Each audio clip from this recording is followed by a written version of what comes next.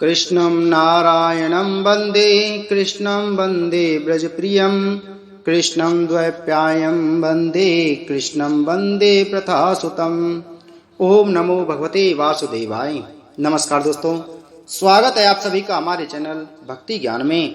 दोस्तों, आज से हम श्रीमद् भागवत महापुराण की कथा शुरू कर रहे हैं। आप सभी भक्तजन इस कथा को नित्य प्रति श्रद्धा पूर्वक मन लगाकर सुने। भगवान श्री कृष्ण आप सभी की मनोकामना पूर्ण करेंगे और आप सभी के कष्टों को हर लेंगे। दोस्तों, कथा शुरू करने से पहले आप सभी भक्तों से हमारा निवेदन है कि अगर आपने अभी तक हमारे चैनल को सब्सक्राइब नहीं किया है तो चैनल को सब्सक्राइब करें, बगल में घंटी के बटन को जरूर दबाएं जिससे हमारी आने वाली सभी वीडियो आप तक सबसे पहले पहुंच सकें। आइए दोस्तों, शुरू करते हैं श्रीमद् भागवत महापुराण की कथा। सबसे पहले सुनते हैं देवर्षि नारद की भक्ति से भेंट। सच्चिदानंद स्वरूप भगवान श्री कृष्ण को हम नमस्कार करते हैं, जो जगत की उत्पत्ति, स्थिति और विनाश के हेतु तथा आध्यात्मिक, आदि दैविक और आदि भौतिक तीनों प्रकार के तापों का नाश करने वाले हैं। जिस समय श्री सुखदेव जी का यज्ञोपवीत संस्कार भी नहीं हुआ था तथा लौकिक वैदिक कर्मों के अनुष्ठान का अवसर भी नहीं आया था, तभी उन्हें अकेले ही संन्यास लेने के लिए घर से जाते देखकर उनके पिता व्यास जी विरह से कातर होकर पुकारने लगे, बेटा बेटा तुम कहाँ जा रहे हो। उस समय वृक्षों ने तन्मय होने के कारण श्री सुखदेव जी की ओर से उत्तर दिया था, ऐसे सर्वभूत हृदय स्वरूप श्री सुखदेव मुनि को मैं नमस्कार करता हूँ। एक बार भगवत कथा अमृत का रसास्वादन करने में कुशल मुनिवर सौनक जी ने नैमिषारण्य सारण क्षेत्र में विराजमान महामती सूत जी को नमस्कार करके उनसे पूछा। सौनक जी बोले, सूत जी, आपका ज्ञान अज्ञान अंधकार को नष्ट करने के लिए करोड़ों सूर्यों के समान है। आप हमारे कानों के लिए रसायन अमृत स्वरूप सार गर्भित कथा कहिए। भक्ति ज्ञान और वैराग्य से प्राप्त होने वाले महान विवेक की वृद्धि किस प्रकार होती है तथा वैष्णव लोग किस तरह इस माया मोह से अपना पीछा छुड़ाते हैं। इस घोर कलिकाल में जीव प्राय आसुरी स्वभाव के हो गए हैं।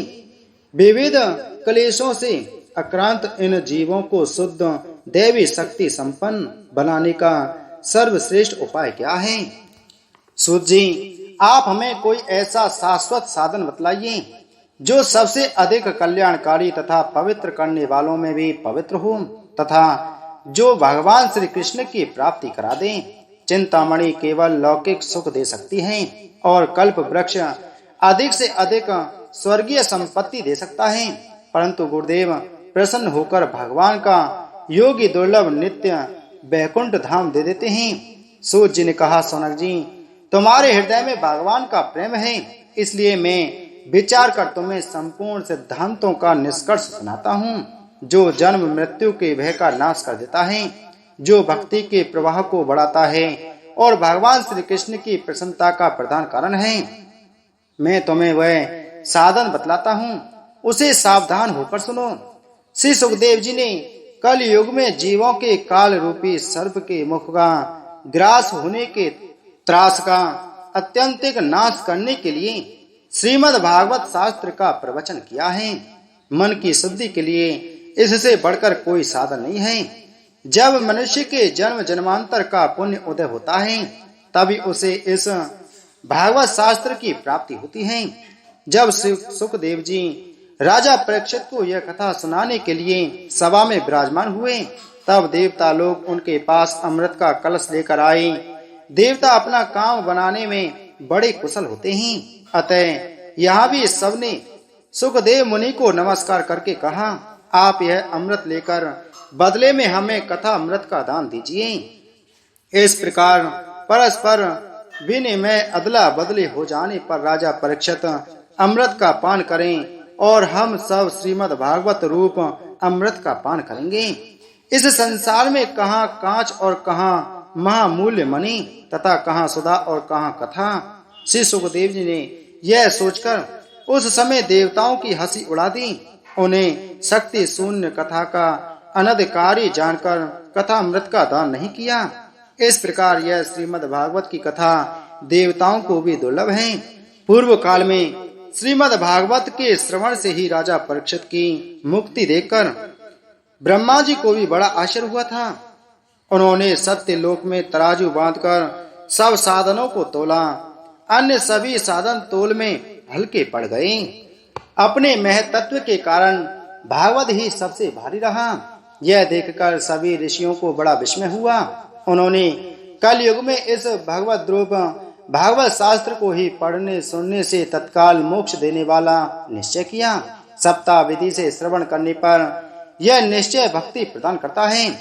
पूर्व काल में इसे दया परायण सनक आदि ने देवर्षि नारद को सुनाया था। यद्यपि देवर्षि ने पहले ब्रह्मा जी के मुख से इसे श्रवण कर लिया था, तथापि सप्ताह श्रवण की विधि तो उन्हें सनक आदि ही बताई थी।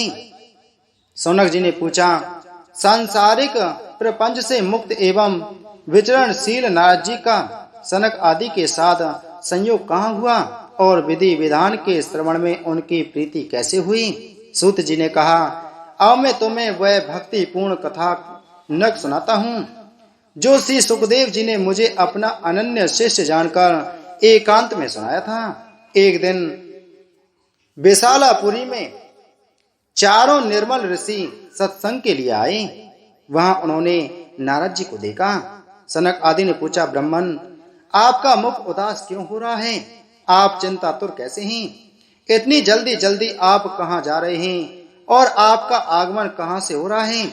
इस समय तो आप उस पुरुष के समान व्याकुल जान पड़ते हैं जिसका सारा धन लुट गया हो। आप जैसे आसक्ति रहित पुरुषों के लिए यह उचित नहीं है। इसका कारण बताइए। नारद जी ने कहा, मैं सर्वोत्तम लोक समझकर पृथ्वी में आया था। यहाँ पुष्कर, प्रयाग, काशी, गोदावरी, नासिक, हरिद्वार, कुरुक्षेत्र, श्रीरंग और सेतुबंध आदि कई तीर्थों में मैं इधर उधर विचरता रहा, किंतु मुझे कहीं भी मन को संतोष देने वाली शांति नहीं मिली। इस समय अधर्म के सहायक कलयुग ने सारी पृथ्वी को पीड़ित कर रखा है। अब यहाँ सत्य, तप, शौच, बाहर भीतर की पवित्रता, दया, दान आदि कुछ भी नहीं है। बेचारे जीव केवल अपना पेट पालने में लगे हुए हैं। वे असत्यवासी, आलसी, मंदबुद्धि, भाग्यहीन, उपद्रवग्रस्त हो गए हैं। जो साधु संत कहे जाते हैं वे पूरे पाखंडी हो गए हैं। देखने में तो वे विरक्त हैं, किंतु स्त्री धन आदि सभी का परिग्रह करते हैं। घरों में स्त्रियों का राज्य है। साले सलाहकार बने हुए हैं। लोभ से लोग कन्या विक्रय करते हैं और स्त्री पुरुषों में कलह मचा रहता है। महात्माओं के आश्रम, तीर्थ और नदियों पर यवनों विधर्मियों का अधिकार हो गया है। उन दुष्टों ने बहुत से देवालय भी नष्ट कर दिए हैं। इस समय यहाँ ना कोई योगी है, ना सिद्ध है, ना ज्ञानी है और ना सत्कर्म करने वाला ही है। सारे साधन इस समय कलि रूप दावानल से जलकर भस्म हो गए हैं। इस कलयुग में सभी देशवासी बाजारों में अन्न बेचने लगे हैं। ब्राह्मण लोग पैसा लेकर वेद पढ़ाते हैं और स्त्रियां वैश्यावृत्ति में निर्वाह करने लगी हैं। इस तरह कलयुग के दोष देखता और पृथ्वी पर विचरता हुआ मैं यमुना जी के तट पर पहुंचा, जहां भगवान श्री कृष्ण की अनेकों लीलाएं हो चुकी हैं। मुनिवरों सुनिए, वहां मैंने एक बड़ा आश्चर्य देखा।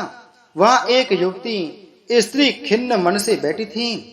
उसके पास दो वृद्ध पुरुष अचेत अवस्था में पड़े जोर जोर से सांस ले रहे थे। वह तरुणी उनकी सेवा करती हुई कभी उन्हें चेत कराने का प्रयत्न करती और कभी उनके आगे रोने लगती थी। वह अपने शरीर के रक्षक परमात्मा को दसों दिशाओं में देख रही थी। उसके चारों ओर सैकड़ों स्त्रियां उसे पंखा झुला रही थीं और बार बार समझाती जाती थीं। दूर से यह सब चरित्र देखकर मैं कुतूहलवश उनके पास चला गया। मुझे देखकर वह युवती खड़ी हो गई और बड़ी व्याकुल होकर कहने लगी। युवती ने कहा, अजी महात्मा जी, क्षणभर ठहर जाइए और मेरी चिंता को भी नष्ट कर दीजिए। आपका दर्शन तो संसार के सभी पापों को सर्वथा नष्ट कर देने वाला है। आपके वचनों से मेरे दुख की भी बहुत कुछ शांति हो जाएगी। मनुष्य का जब बड़ा भाग्य होता है तभी आपके दर्शन हुआ करते हैं। नारद जी कहते हैं, तब मैंने उस स्त्री से पूछा, देवी तुम कौन हो? ये दोनों पुरुष तुम्हारे क्या होते हैं? और तुम्हारे पास ये कमल नयनी देवियां कौन हैं? तुम हमें विस्तार से अपने दुख का कारण बताओ। युवती ने कहा, मेरा नाम भक्ति है। ये ज्ञान और वैराग्य नामक मेरे पुत्र हैं। समय के फेर से ही ये ऐसे जर्जर हो गए हैं। ये देवियां गंगा जी आदि नदियां हैं। ये सब मेरी सेवा करने के लिए ही आई हैं। इस प्रकार साक्षात देवियों के द्वारा सेवित होने पर भी मुझे सुख शांति नहीं है। तपोधन, अब ध्यान देकर मेरा वृतांत सुनिए। मेरी कथा वैसे तो प्रसिद्ध है, फिर भी उसे सुनकर आप मुझे शांति प्रदान करें। मैं द्रवण देश में उत्पन्न हुई, कर्नाटक में बड़ी, कहीं कहीं महाराष्ट्र में सम्मानित हुई, किंतु गुजरात में मुझको बुढ़ापे ने आ घेरा। वहां घोर कलयुग के प्रभाव से पाखंडियों ने मुझे अंग भंग कर दिया। चिरकाल तक यह अवस्था रहने के कारण मैं अपने पुत्रों के साथ दुर्बल और निस्तेज हो गई। अब जब से मैं वृंदावन आई, तब से पुनः परम सुंदरी रूपवती नवयुवती हो गई हूँ, किंतु सामने पड़े ये दोनों मेरे पुत्र थके मांदे दुखी हो रहे हैं। अब मैं यह स्थान छोड़कर अन्यत्र जाना चाहती हूँ। ये दोनों बूढ़े हो गए हैं, इसी दुख से मैं दुखी हूँ। मैं तरुणी क्यों और ये दोनों मेरे पुत्र बूढ़े क्यों? हम तीनों साथ साथ रहने वाले हैं, फिर यह विपरीतता क्यों? होना तो यह चाहिए कि माता बूढ़ी हो और पुत्र तरुण। इसी से मैं आश्चर्यचकित तब चित्त से अपनी इस अवस्था पर शोक करती रहती हूँ। आप परम बुद्धिमान एवं योग निधि हैं, इसका क्या कारण हो सकता है, बतलाइए। नारद जी ने कहा, साध्वी, मैं अपने हृदय में ज्ञान दृष्टि से तुम्हारे संपूर्ण दुख का कारण देखता हूँ। तुम्हें विषाद नहीं करना चाहिए, श्री हरि तुम्हारा कल्याण करेंगे। सूची कहते हैं, मुनिवर नारद जी ने एक क्षण में ही उसका कारण जानकर कहा। नारद जी ने कहा, देवी सावधान होकर सुनो, यह दारुण कलयुग है। इसी से इस समय सदाचार, योग मार्ग और तप आदि सभी लुप्त हो गए हैं। लोग सठता और दुष्कर्म में लगकर अगासुर बन रहे हैं। संसार में जहाँ देखो वहीं सत्पुरुष दुख से म्लान हैं और दुष्ट सुखी हो रहे हैं। इस समय जिस बुद्धिमान पुरुष का धैर्य बना रहे वही बड़ा ज्ञानी या पंडित है। पृथ्वी क्रमशः प्रतिवर्ष शेष जी के लिए भार रूप होती जा रही है। अब यह छूने युग तो क्या, देखने युग भी नहीं रह गई है, और ना इसमें कहीं मंगल ही दिखाई देता है। अब किसी को पुत्रों के साथ तुम्हारा दर्शन भी नहीं होता। विषयानुराग के कारण अंधे बने हुए जीवों से उपेक्षित होकर तुम जर्जर हो रही थी। वृंदावन के संयोग से तुम फिर नवीन तरुणी हो गई हो। अतः यह वृंदावन धाम धन्य है, जहाँ भक्ति सर्वत्र नृत्य कर रही है। परंतु तुम्हारे इन दोनों पुत्रों का यहाँ कोई ग्राहक नहीं है, इसलिए इनका बुढ़ापा नहीं छूट रहा है। यहाँ इनको कुछ आत्म सुख, भगवत स्पर्श जनित आनंद की प्राप्ति होने के कारण ये सोते से जान पड़ते हैं। भक्ति ने कहा, राजा परीक्षित ने इस पापी कलयुग को क्यों रहने दिया? इसके आते ही सब वस्तुओं का सार न जाने कहाँ चला गया। करुणामय श्री हरि से भी यह अधर्म कैसे देखा जाता है? मुने, मेरा यह संदेह दूर कीजिए। आपके वचनों से मुझे बड़ी शांति मिली है। नारद जी ने कहा, बाले, यदि तुमने पूछा है तो प्रेम से सुनो। कल्याणी, मैं तुम्हें सब बतलाऊंगा और तुम्हारा दुख दूर हो जाएगा। जिस दिन भगवान श्री कृष्ण इस भूलोक को छोड़कर अपने परम धाम को पधारे, उसी दिन से यहाँ संपूर्ण साधनों में बाधा डालने वाला कलयुग आ गया। दिग्विजय के समय राजा परीक्षित की दृष्टि पड़ने पर कलयुग दिन के समान उनकी शरण में आया। भ्रमर के समान सारग्राही राजा ने यह निश्चय किया कि इसका वध मुझे नहीं करना चाहिए, क्योंकि जो फल तपस्या, योग एवं समाधि से भी नहीं मिलता, कलयुग में वही फल श्री हरि कीर्तन से ही भली भांति मिल जाता है। इस प्रकार सारहीन होने पर भी उसे इस एक ही दृष्टि से सार युक्त देखकर उन्होंने कलयुग में उत्पन्न होने वाले जीवों के सुख के लिए ही इसे रहने दिया था। इस समय लोगों के कुकर्म में प्रवृत्त होने के कारण सभी वस्तुओं का सार निकल गया है और पृथ्वी के सारे पदार्थ बीजहीन भूसी के समान हो गए हैं। ब्राह्मण केवल अन्न धन आदि के लोभ वश घर घर एवं जन जन को भागवत की कथा सुनाने लगे हैं। इसलिए कथा का सार चला गया। तीर्थों में नाना प्रकार के अत्यंत घोर कर्म करने वाले नास्तिक और नारकीय पुरुष भी रहने लगे हैं। इसलिए तीर्थों का भी प्रभाव जाता रहा। जिनका चित्त निरंतर काम क्रोध महान लोभ और तृष्णा से तपता रहता है, वे भी तपस्या का ढोंग करने लगे हैं। इसलिए तप का भी सार निकल गया। मन पर काबू न होने के कारण तथा लोभ दम और पाखंड का आश्रय लेने के कारण एवं शास्त्र का अभ्यास न करने से ध्यान योग का फल मिट गया। पंडितों की यह दशा है कि वे अपनी स्त्रियों के साथ भैंसों की तरह रमण करते हैं। उनमें संतान पैदा करने की ही कुशलता पाई जाती है। मुक्ति साधन में वे सर्वथा अकुशल हैं। संप्रदाय अनुसार प्राप्त हुई वैष्णवता भी कहीं देखने में नहीं आती। इस प्रकार जगह जगह सभी वस्तुओं का सार लुप्त हो गया है। यह तो इस योग का प्रभाव ही है, इसमें किसी का दोष नहीं है। इसी से पुंडरीकाक्ष भगवान बहुत समीप रहते हुए भी यह सब सह रहे हैं। सूर्य कहते हैं, शौनक जी, इस प्रकार देवर्षि नारद के वचन सुनकर भक्ति को बड़ा आश्चर्य हुआ। फिर उसने जो कुछ कहा उसे सुनिए। भक्ति ने कहा, देवर्षि, आप धन्य हैं। मेरा बड़ा सौभाग्य था जो आपका समागम हुआ। संसार में साधुओं का दर्शन ही समस्त सिद्धियों का परम कारण है। आपका केवल एक बार का उपदेश धारण करके कयादु कुमार प्रहलाद ने माया पर विजय प्राप्त कर ली थी। ध्रुव ने भी आपकी कृपा से ही ध्रुव पद प्राप्त किया था। आप सर्व मंगलमय और साक्षात श्री ब्रह्मा जी के पुत्र हैं। मैं आपको नमस्कार करती हूँ।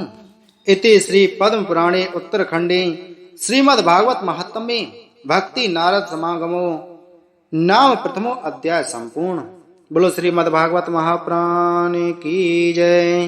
बोलो श्री कृष्णचंद्र भगवान की जय।